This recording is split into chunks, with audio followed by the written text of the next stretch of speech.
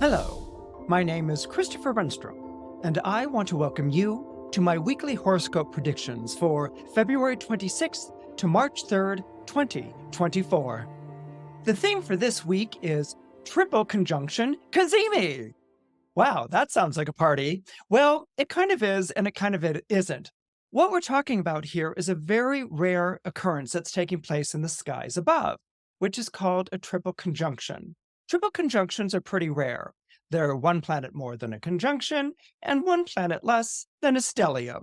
So they're neither one or the other, but what they definitely are is impactful. They're very powerful when these three planets come together in the sky. Now, what makes this week even more significant and even more special is that the three planets will be conjoining each other to the exact degree on February 28th. So, what are the three planets involved? The three planets involved are the Sun, Mercury, and Saturn, all coming together at the same degree in Pisces on February 28th. So, not only do we have a triple conjunction taking place, but they will all be in a particular state called Cazimi. Now, what's Cazimi? It sounds kind of like one of those Powerball lottery things or something along those lines. Cazimi comes from the Arabic term kasmimi, which means to be in the heart of the sun. So, in other words, you can have any combination of planets reach an exact degree of conjunction in astrology. But what makes them Cazimi is when the sun is involved. When the sun forms an exact conjunction to Mercury on February 28th, at the same time that it will be forming an exact conjunction to Saturn, this makes the whole thing go Cazimi. Okay, so what does Cazimi exactly mean? As I said before, it means in the heart of the sun. What happens is that a planet approaching the sun or just leaving the sun is said to be in combust. Combust is this idea that you can't really see the planet in the sky. And imagine, I don't know, one of those Bugs Bunny cartoons where the character is going through the desert and the tongue is hanging out and they're completely fatigued and dehydrated. A planet under the beams of the sun is said to be dehydrated, or it loses its energy, it loses its power, it loses its vitality. But when it becomes Cazimi, which means it reaches the exact same degree as the sun in the sky, all of a sudden, the light of the planet becomes resplendent and glorious. All right, so instead of just being fatigued and tired, it suddenly is in its glory. And what Cazimi does when the sun is exactly conjunct, and it has to be to the very exact degree, when it is exactly conjunct a planet, it uplifts it. It brings out the best of the planet. So, what's the best of Mercury? Well, the best of Mercury is quick thinking, genius, even the ability to sort of come up with the idea or put together the clues or solve the problem like that. Okay, so this energy becomes even more powerful with Mercury in Cazimi. Mercury, although Mercury has difficulty in the zodiac sign of Pisces, what this gives to Mercury is a remarkable intuitive ability. It might even give you an ability to sort of remember a dream or to transcribe a vision or an image that you have.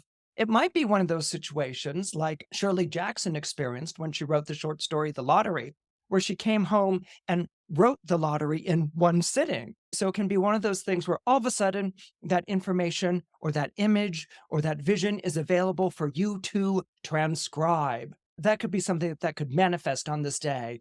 Another thing that could manifest on this day is Saturn. Now, Saturn next to Mercury normally is a bit of a wet blanket. Mercury was the planet of thinking, and Saturn is the planet of tests, trials, and tribulations. It's also the planet of inertia and doing things slowly and taking a long time to accomplish them. The easiest way to think of Saturn is as Eeyore, if you remember Winnie the Pooh. Eeyore's famous line, "Oh, Pooh, it will never work." So that's kind of what you want to think of with Saturn. You put Saturn next to Mercury, and that can be a wet blanket type of energy. That can be very sort of pessimistic. Thoughts are leaden, apathy prevails, and there's this feeling that whatever you do is going to be an exercise in futility. but not when they are in Cazimi. In Cazimi, all of a sudden, the shutters are thrown open with Saturn. The light comes streaming through, and what you experience is the profundity of Saturn.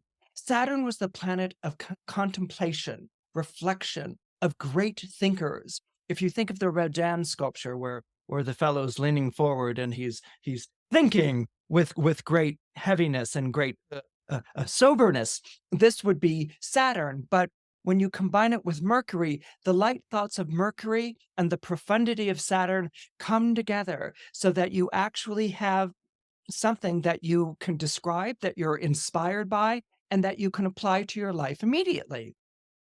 My feeling about this lineup, this triple conjunction in Pisces, is, well, the image that I get when I think of it is, imagine a snow, wintry, cold evening, and you're knocking on the door. You're very cold and you're very hungry, and you knock on this door in the dark. You don't know what's on the other side of it.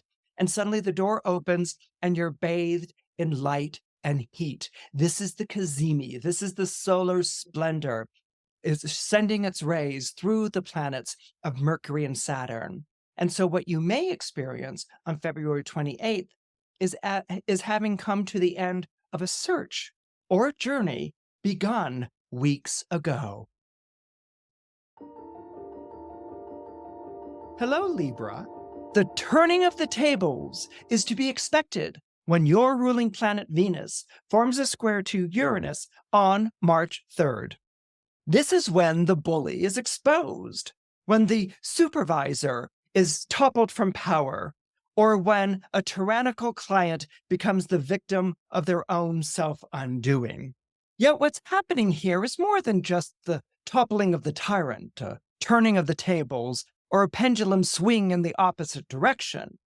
What's going to happen here is that you may now find yourself lording over the person who once lorded over you. Maybe you take over their position. Maybe your star is now in the ascendancy. Maybe everyone has gotten out of supporting that person and moved over to supporting you. For whatever reason, you will now find yourself in the position where you are lording over that person. But this is the very real question of the Venus-Uranus square. Now that you're in this position of power, are you going to be any better at it than the bully who was there before you? That's why being retaliatory never works. That's why being retaliatory simply continues what was going on before. It's only by focusing on repairing the damage that was done and making sure that this problem never repeats itself again. It's only by doing this that you ensure true liberation, and that you also ensure that history doesn't repeat itself.